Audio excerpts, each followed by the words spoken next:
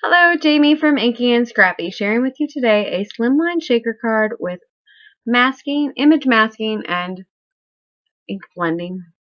So to start, I knew which images I had wanted to use for my layout or my card, and I knew I was going to need masks of these images for sure. So I started by stamping them on some Avery removable label paper, and then I attached that to my scan and cut mat, and then ran that through the scan and cut on the setting that's no outline added. So it's supposed to cut on the line. It's not 100% perfect, but it's good enough for this, and I don't have to fussy cut, so it saves time.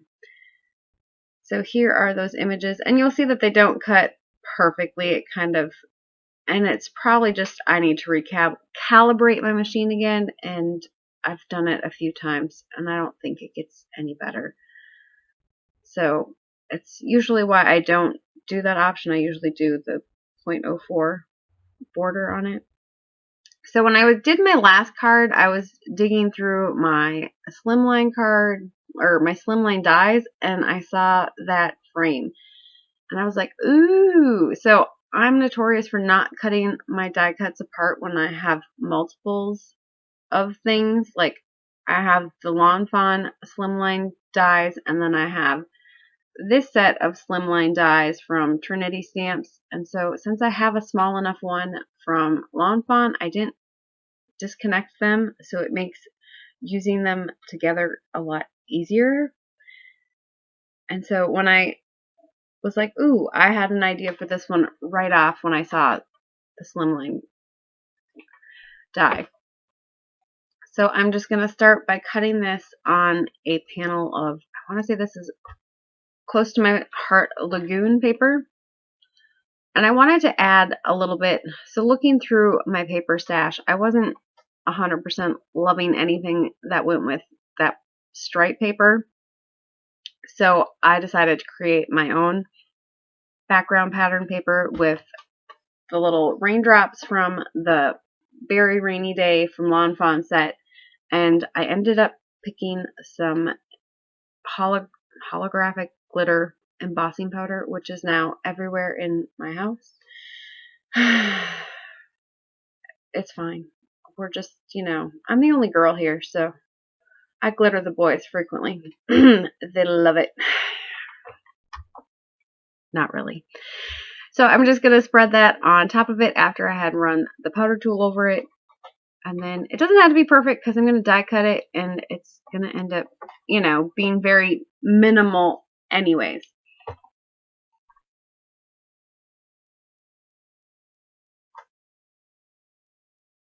And you'll have to excuse the voice. It's probably going to be this way until probably July. Really, I'm hoping it's not that long. But allergy season is here, and I feel like not the greatest. And field work is going to start as soon as the fields are dry. So I'm probably going to be less around for a little while here. Probably a good month. I also have to get some scrapbooking done because my oldest graduates, and we have his graduation party the beginning of June, right before the day before he actually graduates. So I have some work cut out for me. It's been a few years since I've done anything. So I'm just going in with my base here and figuring out where my scenes are going to be. It's kind of what I used my little squares for. And so this way I didn't have to, so when I cut the smaller Slimline die from my Lawn Fawn set. It was small enough that it fit behind this frame really well, but it was big enough that it didn't show the stitching in any of the windows. So it made my life a little bit easier. I also used that to die cut out the piece of acetate for my windows. Or for my window. It was just one sheet of acetate. So I'm starting with the 3 little bear images that I had decided I was going to use. So it was kind of like how shall we say, like a scene. So this little bear's, walking in the rain, and so it's starting to lighten up, so he closes his umbrella, and then he's looking for a rainbow, or he sees the rainbow, and then finally he's all, you know, the rain's over, but the puddles are still there, so you get to splash and jump in them. So that was kind of my, you know, story behind my card. I don't know. Don't you come up with like a little story in your head when you're doing these things? I am just stamping the images that I had decided to add on to these on that piece of paper, and I will run those through the scan and cut again.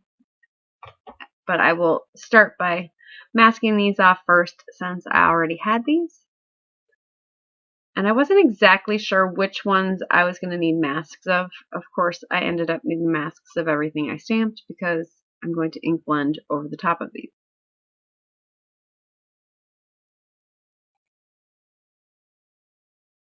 And sometimes we forget we have to do certain steps first. And I did cut out multiples for my masks. I only needed one of each, but I didn't know for sure. And since I was doing it, I figured I'd cut out extras. I just slip them in the pouch that I store my stamps in, and that way the next time I decide to do this, I already have masks of those images, so it saves me time in the future.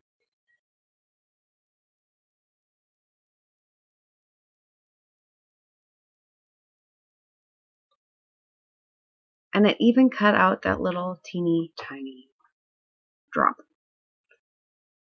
I wouldn't have done that one by hand. I would have just, you know, colored over the ink blending, I think.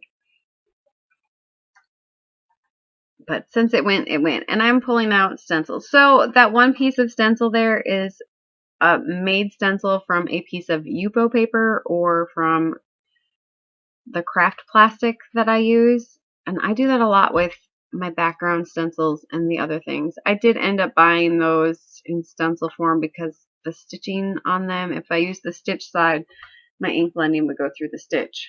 So I think it probably went with a foam dauber, but with the blending brush it goes through. So, but it definitely extends your supplies. I do that for all of my background panels that I want matching, like my raindrop panel. I have that one done in Yupo, so I can do the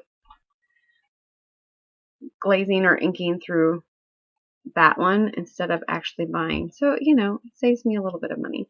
I'm adding in a little bit of yellow here, just to signify the sun coming through the clouds, or, you know, because you need the sun for the rainbow.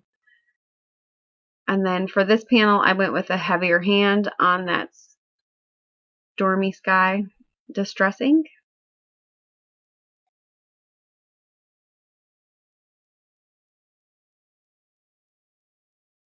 And then when I'm done with these, I will come in and do the green. And for the green, I ended up using, I think the green paper I'm using is close to my heart's Pear.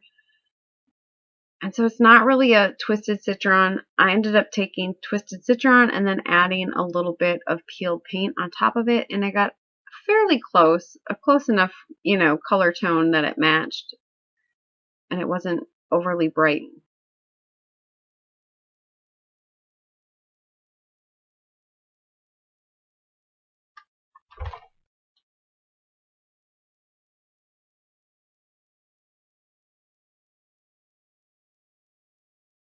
So how is your spring looking? Minnesota's spring has looked like winter, or yeah, winter. It's supposed to be cold again tonight. I think it's supposed to be down to like 23. It's ridiculous. It was 70 on Saturday. It was gorgeous. Of course, I went out for a walk, and then I paid the price because I haven't been able to breathe since. But, you know, we have to enjoy it while we can, right? I am coming in with some Brutus Monroe Frosted Blue in their aqua pigments. And it gives that gorgeous speckly flecklies. And then I'm just getting this ready for my shaker elements.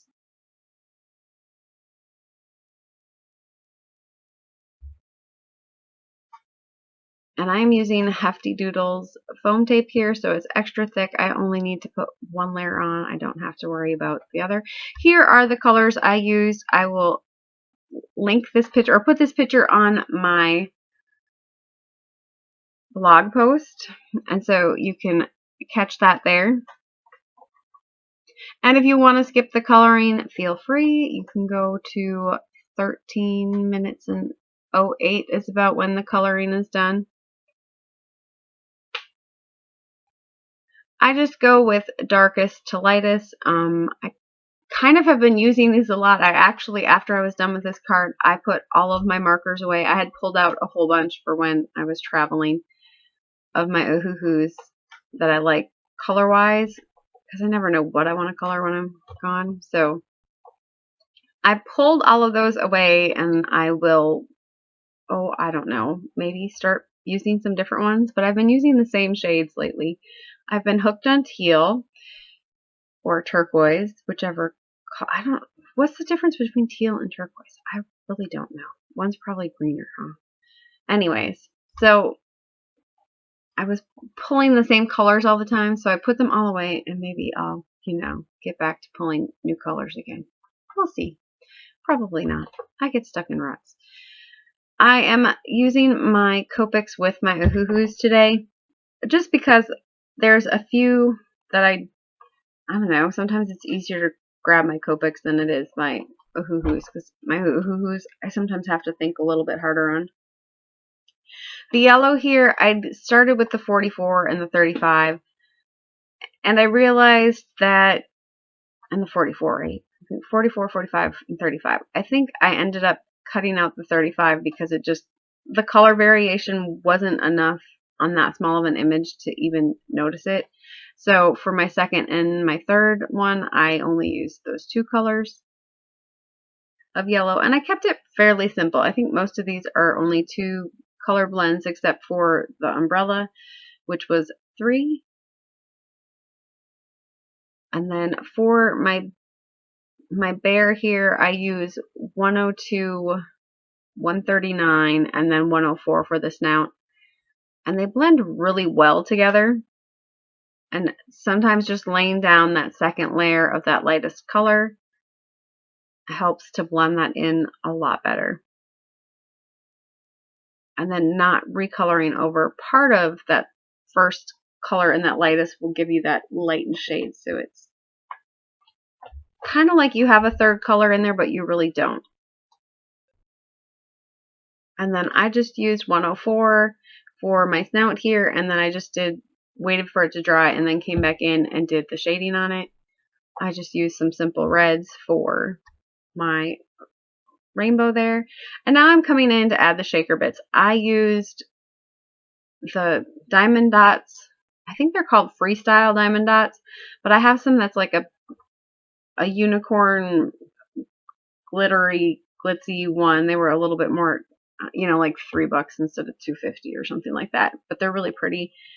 And so I threw those in there, and then I have just some glitter, and then I added some seed beads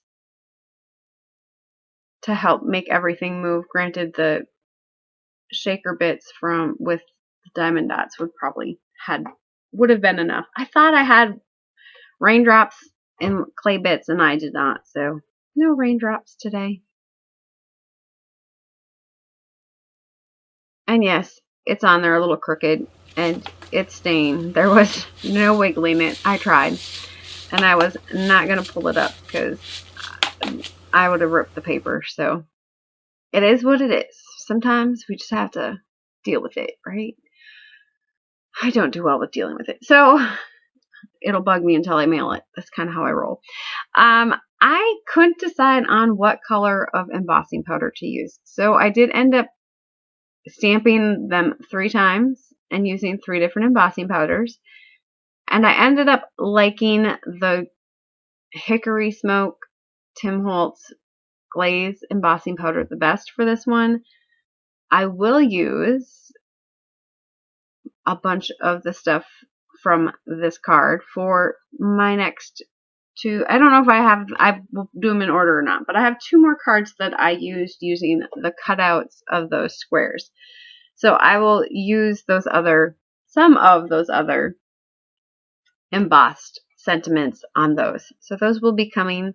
I think I might have one other one in there before I get to those two. We'll see. And then I'm just adding in my sentiments here. When it rains, look for rainbows, make a splash. And then for the inside of the card, I just stamped a sentiment and a couple of images to finish it out. So there is the completed card for you today. I'm very thankful for all of my subscribers. You guys amaze me. Thank you so, so much. And if you're not subscribed, please hit that subscribe button and you will be notified